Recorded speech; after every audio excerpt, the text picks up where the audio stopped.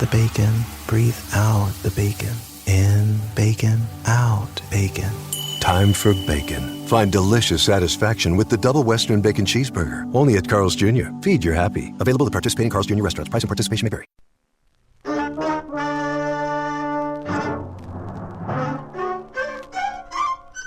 Box 13, with the star of Paramount Pictures, Alan Ladd, as Dan Holliday.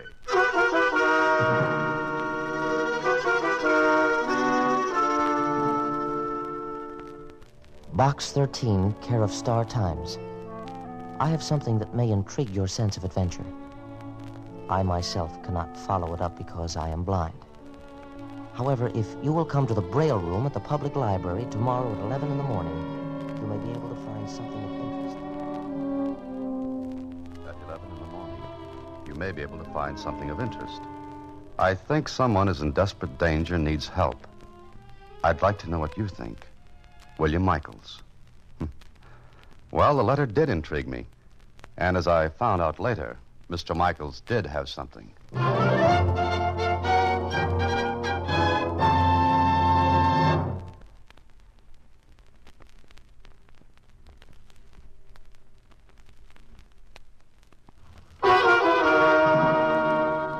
And now back to Box 13 and Dan Holliday's newest adventure, House of Darkness.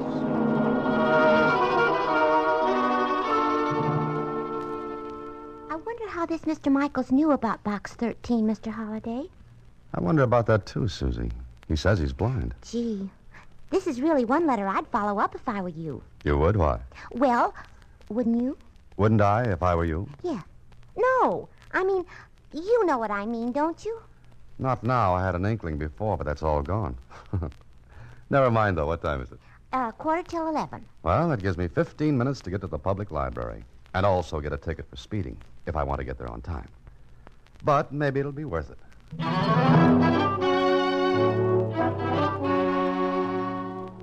Well, I didn't get the ticket, and exactly 15 minutes later, I walked into the Braille room at the library. There were only two people in the room, a man and a woman. The woman was busily running her sensitive fingers over a book. But the man was facing the door with a tense, expectant expression on his face. I walked over to him and sat down. He turned his face toward me and then... Box 13? That's right. You're William Michaels? Yes, that's right. I didn't know whether you'd come or not. As a matter of fact, I half wish you hadn't. Your letter mentioned adventure. I never turned that down. What have you got, Mr. Michaels? This? This book? Yes, it's in Braille, as you can see. Yes, I know that, but what about it? Let me read you a passage from page 80. Listen closely. Go ahead. And the terror of the night is hidden in the dark corners of my mind, and the shapes and phantoms that live in fancy are become real. Is that all? Yes, that's all on the page. All that was originally on the page. But listen to this. Help me. 1217 Granger Avenue. Wait a minute. You mean to tell me that's on the page? Yes.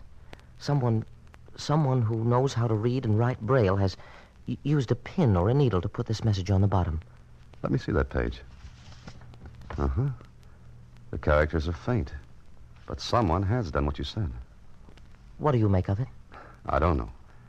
But before we go any further, how did you come to write to Box 13? Well, I have a friend who reads the newspaper to me. He saw your ad in the Star Times. Adventure wanted, will go any place, do anything, write Box 13. And being a romantic sort of fellow, he read it to me. Oh, I see. We sat and conjectured a lot of things, what you might get into through that ad. Oh, I managed to get into quite a lot of trouble, Mr. Michaels. But let's go back to this Braille message. Help me, 1217 Granger Avenue. When did you discover it? Well, yesterday morning, quite by accident. I almost ran my fingers past it. I thought the characters were imperfections in the paper, you see. That was at first. Mm-hmm. Run your fingers over it again, will you? Yes. I did. Why? They're still sharp enough for you to read the characters. Yes, that's true. Therefore, they haven't had time to be pressed down, make them illegible, so to speak. And what does that mean? That they were made quite recently. Yes. Yes, of course. Oh, that's clever. No, it's just common sense. Do you think I should have taken this to the police? I don't know. It may be a joke, a prank. Yes, I thought of that. Let's find out, shall we? Are you going to that address? Oh, no, not yet. Not until I find out the name of the person who had this book out at the library. How can you learn that? You see, every library book has a checkout card in the pocket on the inside of the front cover. Yes. Now, the checkout card has the number of the borrower's card on it. And the borrower's card has the name and address of the person. Now, let's go to the main desk, return this book, and see what the checkout card says. And that we did. We waited until the book was returned to the Braille room. Then we looked at it again. Well, does it tell you anything? The checkout card, I mean. Let me see your library card. Oh, yes. Here. Mm-hmm. Your card number is 9E4839. Now, that's the last card number written on this checkout slip. Then the one before mine must be the card number of the person who had the book out before me. Mm-hmm, maybe. There are 4 other borrowers' names ahead of yours. One of them has to belong to the person who put that message in the book. Copy them down, and maybe we can find out whose card it is. Uh-huh. Come on. Where to? The main desk again. Do you think it's some sort of joke? Well, if it is, it's in bad taste. But coming at the end of that dismal paragraph you read me, Do you think that means anything? your guess is as good as mine. Here we are. Oh, I beg your pardon, miss. Yes, sir. May I help you? I think you can. Here's a list of 4 card numbers. I'd like to know to whom the cards belong. Oh, I don't think I can give you that information, sir. Against regulations? Well, yes. Well, my name is Dan Holliday. I think you have several of my books here in the library. Oh, of course. I've seen your picture on the jackets. Oh, now don't hold that against me, please. Oh, I won't. But you wanted some names? Yes, you see, I'm doing a little research, and, well, it's for a story. Well, I guess in your case it'll be all right. May I have the numbers? Oh, yes, here you are. I'll be back in a moment. I didn't know you were a writer. In fact, I didn't even know your name. That's right. Now you know. Dan Holliday. Then this should be just your meat, Mr. Holliday. It all depends. If one of the card numbers checks with the address of the message, then maybe we've got something. I almost hope it does. And then again, Oh, here she comes. Hold it. Here you are, Mr. Holliday. I hope you won't mention this because it is against regulations. I've already forgotten it. Are you writing a story about this? I don't know yet. But thank you very much. Not at all, Mr. Holliday. Well, what are the names? There are 4 of them, Mr. Michaels. And the last one on the list is Mrs. Martha Corbett, 1217 Granger Avenue.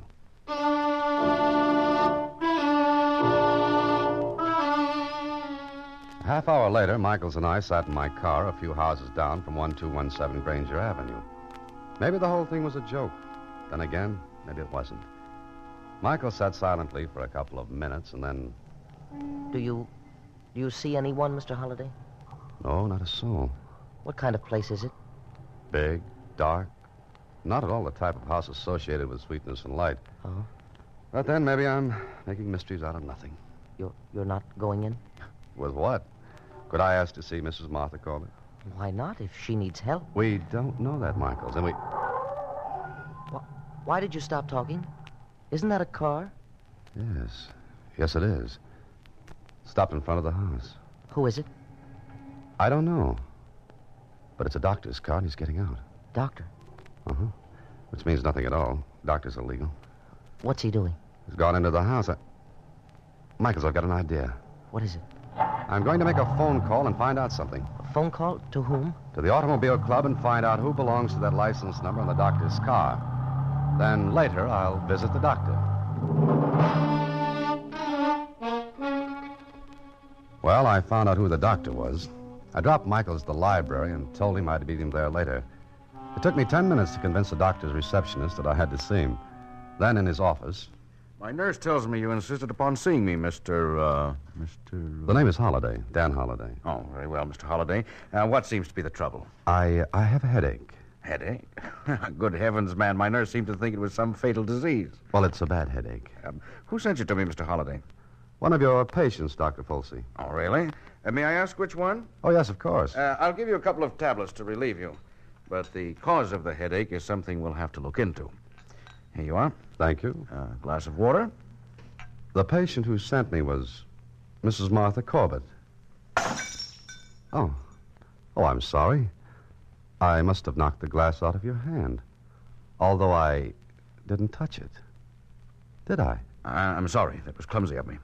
No harm done. So Mrs. Corbett sent you to me, huh? Yes, she recommended you very highly. Is that so? When did you last see her? Well, not recently. Just what are you trying to pull, Mr. Holliday? Paul, I don't understand. Evidently not. Because I don't think you even know Mrs. Corbett. No? What makes you think that? She hasn't seen anyone for 6 months. Not a soul. Except you. I'm her physician. So you are. Dr. Folsey, what's wrong with Mrs. Corbett? Until you tell me what you're trying to do, I refuse to answer your questions. Suppose I told you she asked for help. You're lying. Maybe you are, too. Mr. Holliday, I want to show you something. I have no idea what business this is of yours, but since you seem to think it is, I don't mind showing you these. Here, look at these papers. These are commitment papers for Mrs. Martha Corbett. Exactly. 7 years ago, she was confined to a sanatorium. I see. And now... And now, this. Who's the phone call to? The police, Mr. Holliday. Care to stay around for it? Put it down, Doctor. You win. Now, I'll give you just 1 minute to get out of my office. If you're not gone in that time, I'll complete that call. All right, Doctor. I'm sorry to have bothered you. I won't do it again. That's right. You won't. And you left his office, Mr. Holliday? What else could I do? I poked in there on a flimsy excuse. He threatened to call the police. Mr. Holliday, please believe me, I'm blind myself, and What do you mean, Michaels? I know what she thinks, how she thinks. I don't know what you're driving at. A person who is blind develops almost a psychic sense. Call it an extra sense if you want, but he does have it. I'm sure that Mrs. Corbett needs help. Now, look, all we have is that message in the library book. I told you Dr. Folsey showed me her commitment papers. But he didn't put through the call to the police.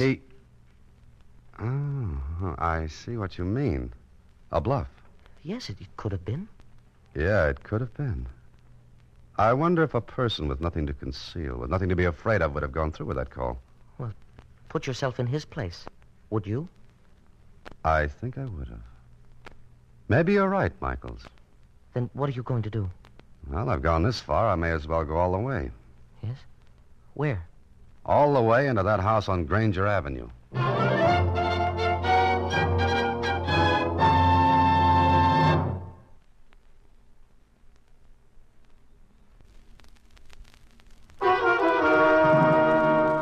And now back to House of Darkness, another Box 13 adventure with Alan Ladd as Dan Holliday.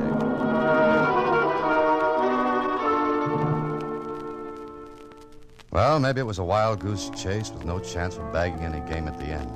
But it was worth a try. If Dr. Folsey was bluffing, then he put on a good act. If he wasn't, I had to play it straight anyway.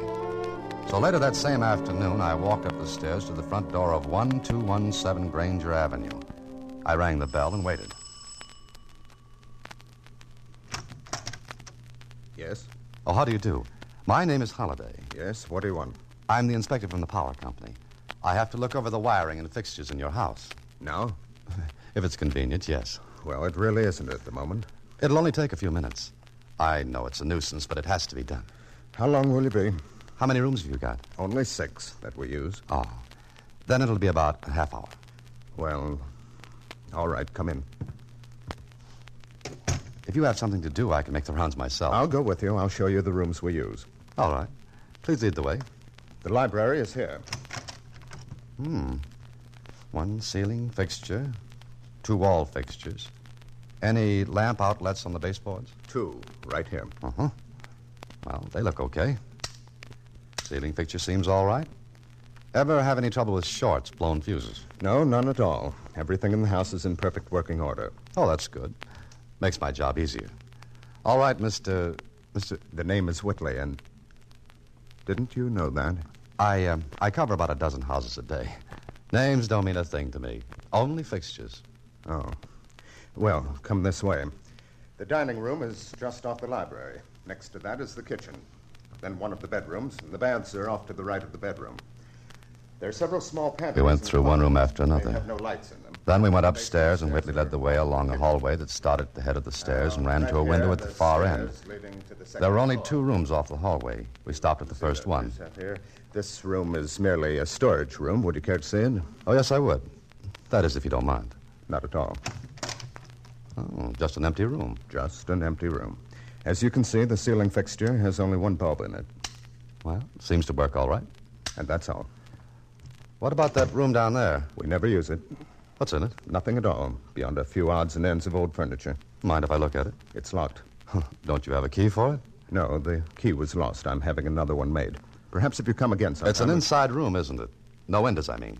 Does that make any difference?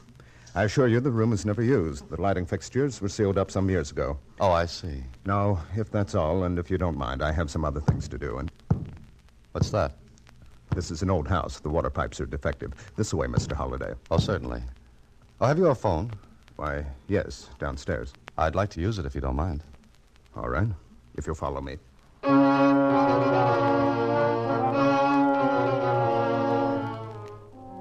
He led the way back downstairs.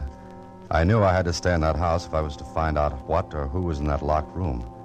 I had an idea, and I hoped it worked. But if it didn't, well, I'd never get another chance to get back into the house. Then downstairs. There's the phone. Help yourself. Oh, thank you.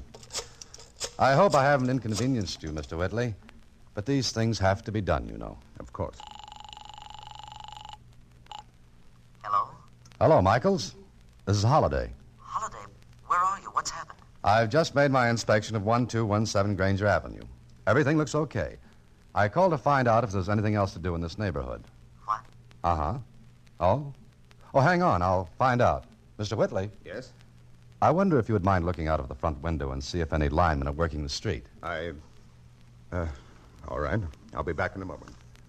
Michaels, listen closely. Wait 10 minutes after I hang up, then call this number.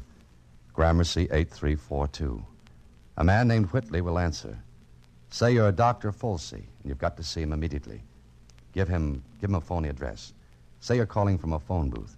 That's so Whitley doesn't have to check the call back. Sound excited, nervous. Then hang up with no explanations. Have you got it? Yes, I've got it. Good. Sure, Michaels, I'll go right over there right now. Oh, just a second. There are no linemen working outside at all. Oh, well, thank you. They haven't got here yet, Michaels. Yeah. See you later. So long. Now, if you're quite finished. Yes, I'm quite finished. Thank you.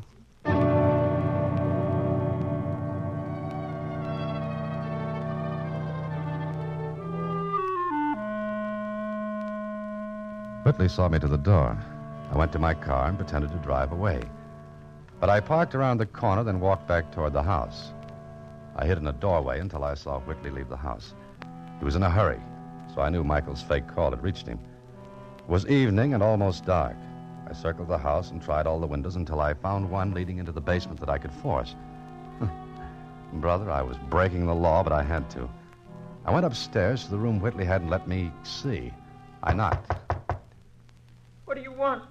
Please go away. Leave me alone. Mrs. Corbett. Mrs. Corbett, I've come to help you. I found your message in the library book. You? Oh, thank heavens. Come on in. I thought the door was locked. No. Where are you? Come closer. I'm right here. Oh, who are you? Never mind that now. What's going on here? Please get me out of here. You must. The door wasn't locked. You could have gotten out. I'm blind and I'm afraid. I tried to get out before, but someone's always there. Well, there's no one in the house now. Whitley's gone. Gone? For good? No, he'll come back. Who is he? Why are you kept in here? He's my nephew. They want me to sign the will he's drawn up, and then they'll kill me. No, they won't. Day after day, I put messages in books they brought me from the library. First, I wrote them, but they found them. Then I put the message in Braille. I know all that. You said something about a will. Yes. If I sign it, they'll kill me, and I can't stand it much longer. I'll have to sign it, and then they'll kill me. As soon as I sign it, they'll kill me. Mrs. Corbett, I saw Dr. Folsey. I saw commitment papers he had. It's not true. He forged them for my nephew. Don't you see? If I ever got out, they'd have those papers to prove that I... Yes, I see. How long have you been here? A year. Please, you've got to get me out. Look, Mrs. Corbett, I broke the law by getting in here. If it happens you're not telling the truth, I'm in a bad spot. They could prosecute me. You've got to believe me. Please. Maybe I do. All right, I'll take the chance. Listen, someone came in downstairs. They're coming back. Something must have gone wrong. You can't get out of here. There aren't any windows. Listen, now you've got to help me. I'll get in that closet. Don't give any sign that you know I'm here. Hurry, hurry. They mustn't find you. That's up to you. I got into the closet and waited. Then I heard... Well, Aunt Martha, I was a little worried about you. Whitley, we've got to get her out of here. Don't worry, Folsey, we will. You had to fall for that fake inspector guy. Shut up. Aunt Martha, we'll give you one more chance. Sign the will now and nothing will happen to you. If you don't, we'll... No, I won't sign it now. What does she mean, now? I don't know. Aunt Martha, what did you mean? Nothing. She did, Whitley. Yeah, that fake call from you. Aunt Martha, is someone here? No, there's no one. Please let me alone. Folsey, go to the closet, open the door. Me? Don't worry. If someone's in there, we can take care of him. Go on. Whitley, it's him, the man who came to see me. Well, the inspector himself. Come on out. All right. And what do you think you'll do with that gun? What do you think? Folsey. What? Call your office. Arrange for an ambulance to come here. Well, what are you going to do? What we have to do. Look, no killings, please. Shut up. May I ask how you found out about the fake call from our Dr. Folsey? I called his office when he wasn't where he was supposed to be. Well, Folsey, go on. Please, Whitley, no killing. You're in this up to your neck. You'll do as I say. Oh, sure, do what he says, Dr. Folsey. Throw away a lifetime of helping others. Isn't that what a doctor does? You shut up. All right, I will. Whitley, there's some other way. I don't think so. No, there's no other way, Dr. Folsey. Just do what he says. Forget that you once took an oath that all doctors take. It's easy to forget, isn't it? You'll stop talking now, Holliday, or I'll see that you do. One way or the other, I'll get it. So why shouldn't I talk now? Go ahead, Doctor. Call the ambulance. Take Mrs. Corbett and me out of here. Go ahead. Folsey, go on. We left the house. Whitley had a gun in my bag. Mrs. Corbett had been drugged and was put on a stretcher. The ambulance waited in front. I looked around. The street was almost deserted except for one man walking slowly toward the house. Then I heard it. The tapping of a cane. The lone man coming closer. It was Michaels. He stopped. Holliday, get in the ambulance. Go on. Whitley, for the last time, don't try this. Whitley, we've got to hurry. Go on, Holliday. What are you staring at? That man? No. He's blind, isn't he? Holliday, that man, you know him? No, I don't. I think you do, and you make one sound, one move to let him know what's going on, he goes with us, too. I said I don't know him. I don't believe you. And remember what I said, one move and he goes along. If you want that to happen, do as you please. Well, that's better. Remember what I said. Let him get past. I'm sorry. I stumbled. It's all right. Hurt? No. I caught myself against the side of this car. All right. It frightened me. I seem to have dropped my cane. Here you are. Oh, thank you. Thank you so much. Well, that's being a good boy, Holliday. You would have killed him, too, wouldn't you? Yes. You saved his life, Holliday. Now get in, and we'll all take a little ride.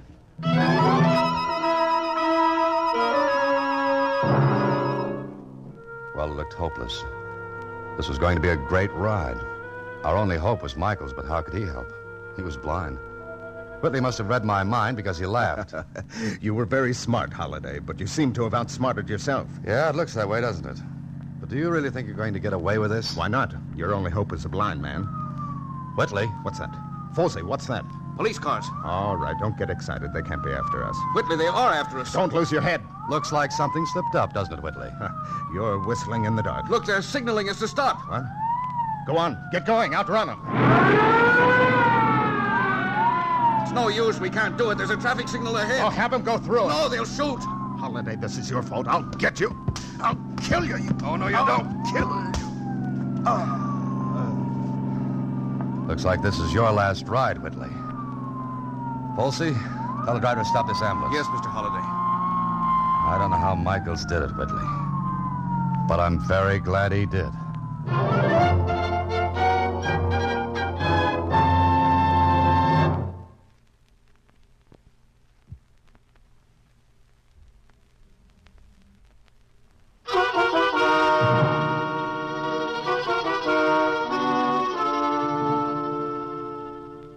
Jeepers.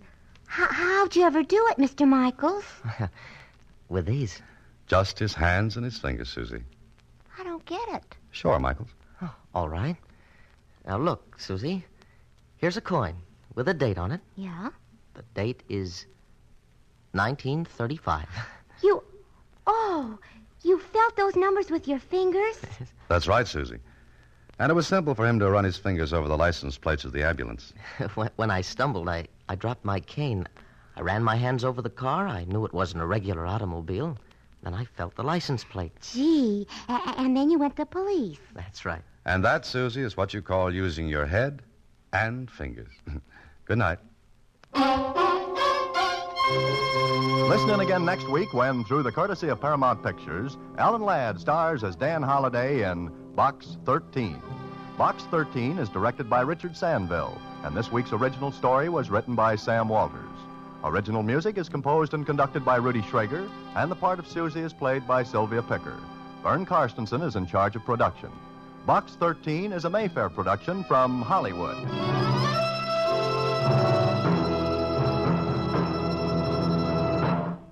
Watch for Alan Ladd in his latest Paramount picture.